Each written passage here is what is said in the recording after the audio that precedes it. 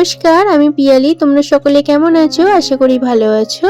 আমরাও সকলে ভালো আছি। আবারও আজকের একটি নতুন ব্লগে তোমাদের সকলকে স্বাগত জানাই।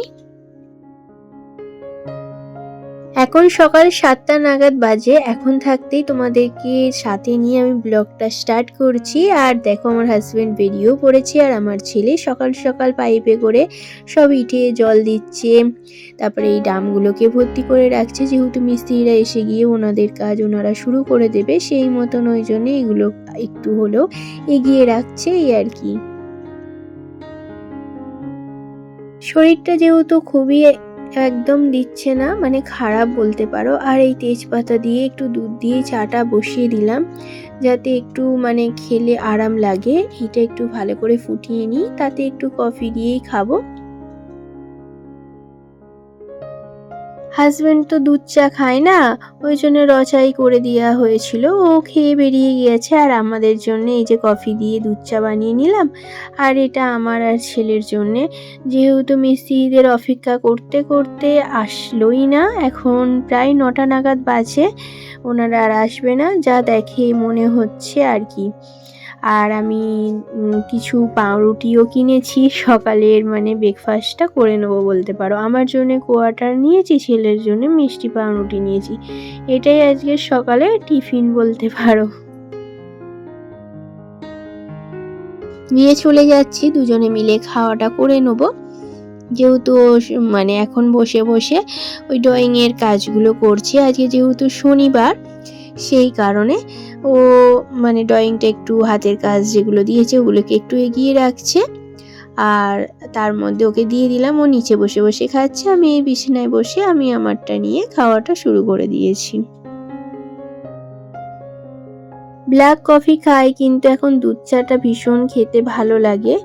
বেশ সর্দি হয়েছে তো, তাই কারণে।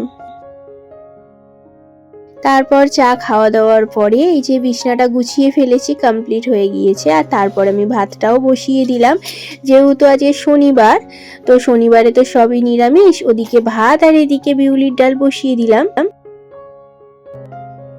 বিউলির ডালটা যেহেতু অল্প, তো সেই কারণে এই বাটিতেই বসালাম, আলাদা করে আর প্রেসারে দিলাম না। অল্প ডাল প্রেসারে দিলে আর সেই কোথায় কোণে পড়ে থাকে, সেই জন্যে এই হালকা ফুট ধরে গেছে। আর সকাল সকাল ঘর বাড়ি মোছা থাকলেও বেলার দিকে বেশ মানে ঘর বাড়িটা আবার ধুলো হয়ে যায়, নোংরা হয়ে যায়। কারণ ওই যে সিমেন্ট বালির কাজ হচ্ছে না, সেই কারণেই এক ঘর দোরের মধ্যে না ভীষণই নোংরা হয়ে যায়। সেই জন্য আমাকে আবার একটু ঝাড়ু লাগাতেই হচ্ছে আর কি, একটু পরিষ্কার করে নিই। আমরা খালি স্বাধীনতা শুধু বাপের বাড়ি পাই সেটা নয়, শ্বশুর বাড়িতেও পেয়ে থাকি, সেটা কিন্তু অর্জন করে নিতে হয়। আমরা সেই কাজ, গুণ, ভালোবাসা সবকিছু মিলে মিশেই কিন্তু সেই জায়গাটা কিন্তু অর্জন করে নিয়েছিই বলতে পারো। এখন প্রায় আমি বেশ স্বাধীনতার মধ্যেই কিন্তু আমি শ্বশুর বাড়িতে বসবাস করছি বলতে পারো। সবকিছুই শাশুড়ি মা আমার ওপরেই দায়িত্ব দিয়ে দিয়েছে, যা কিছু করি না করি সবটাই। যেহেতু ভরসা পেয়েছে, তাই কারণেই তো তার সেই ভরসার জায়গাটা আমাকে দিতে পেরেছে। তাই কারণে আমি এখন আমার শ্বশুরবাড়ির জায়গাটাও আমার নিজের স্বাধীনেই আমি চলি। ওই যে বলেছিলাম না যে আমি বাসন কোসনগুলো মাজিনি, সকালে খুব একটা শরীর ভালো ছিল না, তাই কারণে সব মাজা ধোয়া করে রেখে ওদিকে ভাত হচ্ছিল। আবার এদিকে আমি পোস্তটা বসিয়ে দিলাম। পোস্ত বলতে এই আলুগুলোকে ভেজে নিচ্ছি, তেলের মধ্যে দিয়ে ভেজে নিয়ে তারপরে মশলা কষবো। আর এদিকে দেখো, বিউলির ডালটা প্রায় আধা আধি সিদ্ধ হয়ে গিয়েছে। আর এদিকেই মশলা বলতে নুন, হলুদ, লঙ্কার গুঁড়ো আর স্বাদ মতো নুন মিষ্টি তো আছে। আর এই যে পোস্তটা পুরো মানে প্যাকেট পোস্তটা ঢেলে দিয়েছি, আর পেস্ট করিনি। বললাম না, শরীর মন একেবারেই ভালো লাগছে না, তার মধ্যে জড়ো জড়ো ভাব। এইভাবে আমাকে কিন্তু কাজটা করতে হচ্ছে। ভেবেছিলাম আলু সিদ্ধ ভাত করব, কিন্তু ছেলের জন্যে আমাকে সবার কথা ভেবেই আমাকে কিন্তু করতে হয় সংসারের কাজগুলো, শুধুমাত্র নিজের কথা ছাড়া নয়। এদিকে আমার জায়ের মেয়ে দুটো এসেছে, ওরা ওই যে পুজো করা হয়েছে না, ওই লকুনদানা প্রসাদ দুজনকে দিচ্ছে। ওরা দুজন ভীষণ পছন্দ করে, ভালোবাসে, আর ওই দুষ্টুমিও করে।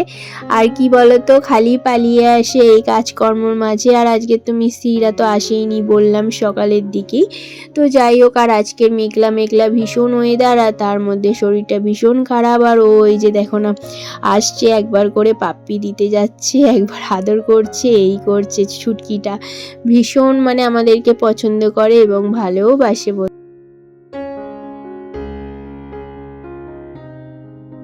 একটু বেগুন ভাজাও করে নিচ্ছি, 3 পিস বেগুন ভাজা, বেশি করব না, যেহেতু বেগুনটা আমি পছন্দ করি বলে একটু ভাবলাম বেগুন ভাজাও করে নিই। আর এই তো আমার পোস্তটা হয়েই গেছে, দেখো এবার নামিয়ে নেব। একদিকে পোস্ত তো হয়ে গেল, আর আরেকদিকে তো আমি বেগুন ভাজা বসিয়ে দিয়েছি আর একটা কড়াতে। আর এটা উল্টে পাল্টে একটু নাড়াচাড়া করে ভেজে নিলেই আমার হয়ে যাবে।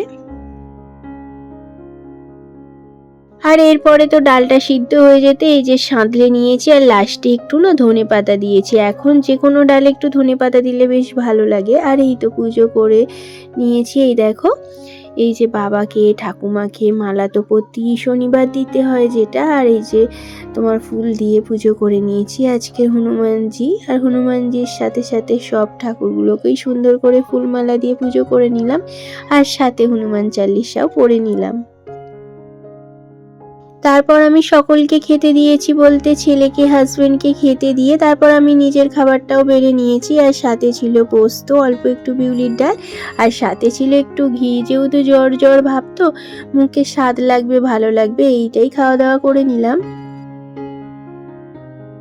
তারপরে বাসন মাজা, সঙ্গড়ি মোছা, এই কাজগুলো করে নিয়েছি, যেহেতু জ্বর ভীষণ, আর শুয়ে পড়লে বিছানাতে আর উঠতে পারবো না। কাজগুলো সেরে ওষুধ খেয়ে নিলাম, 3 রকমের ওষুধ ছিল, এই যে জ্বরের, অ্যান্টিবায়োটিক। এগুলো খাওয়ার পরে বলল যে ছেলে এবার একটু শুলেও তোমার শরীরটা ভালো লাগবে, তো সেই মতন শুয়ে পড়ছি। আর ভীষণ ঠান্ডা লাগছে, আর কাঁপ দিচ্ছে ভীষণ, আর জড়ো জড়ো ভাব, তো শুয়ে পড়লাম। আমি আর তারপর থেকে আর ব্লগ শ্যুট করতে পারিনি, ভীষণ শরীর খারাপ হয়ে গিয়েছিল। মানে আমার হাজবেন্ড এসেই চা করে দিয়েছে, তবে উঠেছি, সন্ধেও দিতে পারিনি, ছেলে দিয়েছে। আর আজকের এখন একদিন বাদে মানে রবিবার সকাল 11টা থেকে আমি ভিডিওটা স্টার্ট করেছি তোমাদেরকে সাথে নিয়েই।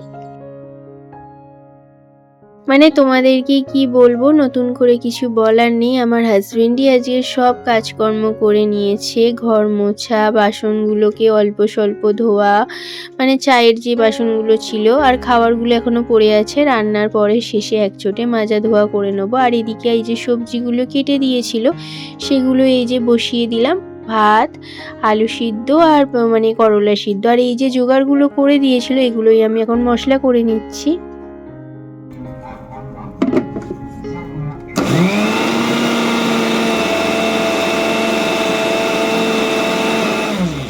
মশলা বলতে আদা, রসুন, পেঁয়াজ, টমেটো, কাঁচা লঙ্কা, এটাই পেস্ট করে নিলাম। আর এই যে আজকে রবিবার একটু মটন আনতে বলেছিলাম, কারণ কি বলতো, একে জ্বর তো, মুখটা স্বাদ বদল মানে পাল্টানোর জন্যই একটু খাসির মাংসর ঝোল খেলে না খুব শরীরটা বেশ ভালো হয়। তো সেই মতনই ওই মটনটা আনতে বলেছিলাম, আর সেই মতনই আমার হাজবেন্ড এনেছে, আর সেটাকেই বেছে ধুয়ে পরিষ্কার করে রান্না বসিয়ে দেবো। হ্যাঁ, তোমরা যে দেখলে লুচি আর ঘুগনি মুড়ি, এটাই একটা টিফিন করলাম বলতে পারো। কারণ সকালবেলা না আমি স্নান করে নিয়েছি, একেবারেই গরম জল করে দিয়েছিল আমার হাজবেন্ড, স্নান করে একেবারে পুজো দিয়ে দিয়েছিলাম, দিয়েই তারপর টিফিন খেয়েছি। তখন থেকেই আমি ব্লগ শ্যুটটা করেছি। আর টিফিন বলতে গতকাল রাতে না আমি লুচি করেছিলাম, সেই লুচি 4খানা ছিল না 3খানা ছিল, যাই হোক ওটাই একটু করলাম। আর অল্প স্বল্প একটু মুড়ি ছিল আমার হাজবেন্ডের পাতে, সেই মুড়িটাই ওই ঘুগনি দিয়ে ওই একচোট ওই দুটো টিফিন করে নিলাম। ওই যে রান্নাটা এবারে বসিয়ে দিলাম। আর যেহেতু হাজব্যান্ড বললো এবার তুমি আস্তে আস্তে, ওষুধগুলো খেয়েছিলাম টিফিনের পরেও আবার ওষুধ ছিল, সেগুলো খেয়ে এই যে রান্নাটা বসিয়ে দিলাম। বললো তুমি আস্তে আস্তে ধীরে ধীরে এবার একটু ঝোল ভাতটা করে নাও, যেহেতু অনেকটাই তো এগিয়ে দিলাম। আমি বললাম যে ভালো করেছো, একেবারেই মানে অসুস্থ হয়ে পড়লে যেটা হয় আর কি করব, সেই কারণে কিছুটা হলো আমার হাজব্যান্ড হেল্প করলো, তাই কারণে একটু হলেও এগিয়ে যেতে পারলো সব সংসারের কাজগুলো। না হলে তো সব কাজগুলোই নালে পড়ে থাকতো আর কিছুটাই হতো না, এগিয়ে যেত না। গতকালও যেমন মিস্ত্রিরা আসেনি মানে কাজ করতে, আর আজও এলো না, আর সেই কারণে আর চা করে দেওয়ারও আর কাজটা নেই, তো আর কি করব। আর কিন্তু কাজ তো ওরা এই দুদিন বলে ড্রপ দিয়েই দিল আর কি, একদিন বলে দুদিন হয়েই গেল ছুটি আর কি। তো সেই মতন আমি তো রান্নাটা তো মটনের ঝোল করব বলে আগে কষিয়ে নিচ্ছি, তারপর আমি প্রেসারে দিয়ে ওটা সিদ্ধ করে একেবারে মানে রেডি করে নেবো। মাংসর মধ্যে একটা রসুন দিয়েছি গোটা, কারণ মাংসের স্বাদ গুণটা নাকি আরো বেশি বেড়ে যায়, তো সেই জন্য একটা রসুনও দিয়ে দিয়েছি। আলুটা আলাদা করে আর ভাজলাম না, শরীর মন ভালো না লাগলে না সব ভুলেই যাচ্ছি রান্না করতেও। আলুটা যে আগে থাকতে ভেজে যে রাখবো সেটা ভুলেই গিয়েছিলাম, পরে মনে পড়লো, ওই জন্য মাংসর সাথেই কষিয়ে নিলাম একটু আলুটা আর কি, একটু নাড়াচাড়া করে এবারে ওই যে জল স্বাদ মতো নুন দিয়ে এই যে জল দিয়ে এই প্রেসারে এক চোটে বসিয়ে দিলাম। তারপর 7খানা সিটি হয়ে যাবার পর প্রেসারটা খুলে দেখছি বেশ আমার ঝোলটা রেডি হয়ে গিয়েছে, না বেশি ঝোল না একদম শুকনো, বেশ খাওয়ার মতনই আমার রেডি হয়ে গিয়েছে। তো এবার ভাতটা আমি বেড়ে নিয়েছি, হাজব্যান্ডকে দিয়েও দিয়েছি, তেতো ভাতে দিয়ে খেয়ে নিয়েছে। তারপরে মাটনের ঝোল দিয়ে আমার হাজব্যান্ড খাওয়া শুরু করে দিয়েছে, আর আমি এদিকে তেতো ভাতে নিয়ে শুরু করছি। আর ঝোলটা তো আমার বাটিতেই আছে, ওটা বেশ চুমুক দিয়ে দিয়ে খাবো, কারণ ভীষণ সর্দি হয়েছে। আর মটনের ঝোল দিয়ে যদি ভাত খাও না বেশ মুখটাও ছেড়ে যায় এই সর্দিতে, তো সেই কারণে এই ঝোল দিয়েই ভাতটা খেয়ে নিলাম। তারপর খাওয়া দাওয়ার পরে এই যে আমি মিক্সিটা পরিষ্কার করে নিচ্ছি। আর তোমাদেরকে বলতে ভুলে গিয়েছিলাম, আমার ছেলে তো নেই, মামার বাড়িতেই আছে, সেই কারণে আমরা দুজনেই একসাথে খাওয়া দাওয়া করে নিলাম, নাহলে ছেলে থাকলে বলতাম, হয়তো তোমরা দেখে হয়তো ভাববে, সেই কারণে বলে দিলাম। তারপর এই যে গ্যাস পত্রগুলো মোছামুছি করছি, এদিকে মশলাপাতি সরিয়ে। আর কি বলতো এখন 2:30 বাজে, আর এই যে আলু পেঁয়াজ এগুলো ঢালা হয়নি, এগুলো ঢেলে নিলাম।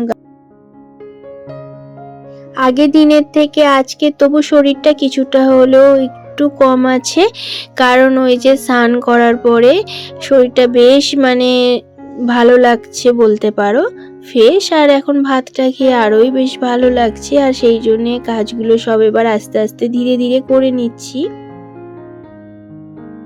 গ্যাসের জায়গাটা বেশ ভালো করে ক্লিন করছি, কিন্তু অনেক দিন তো এইখানটা স্কচব্রাইট দিয়ে মাজা হয়নি, সেই ভাদ্র মাসে পরিষ্কার করেছিলাম মানে ক্লিন করেছিলাম, কিন্তু আবার তেল ঝাল মশলা পড়ে আবার একটু ময়লা মতন পড়েছে তেল ছিটে, সেটা একটু পরিষ্কার করব পরে সুস্থ হলে। আর এদিকে দেখো কত বাসন তো পড়েছে, ওই যে বললাম রাতের বাসন সকালের বাসন 2 রকমের বাসন পড়া আছে, মেজে ধুয়ে নিয়ে এখন সন্ধ্যা হয়ে গিয়েছে। আর এই যে আমার হাজবেন্ড এই যে ব্ল্যাক কফি করে নিয়ে চলে এসেছে, এবারে দুজনে মিলে একটু খাবো।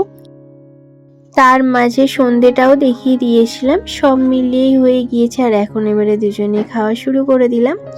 তো এখানেই বিদায় নিচ্ছি, তোমরা সকলে ভালো থাকবে, আবারও দেখা হবে।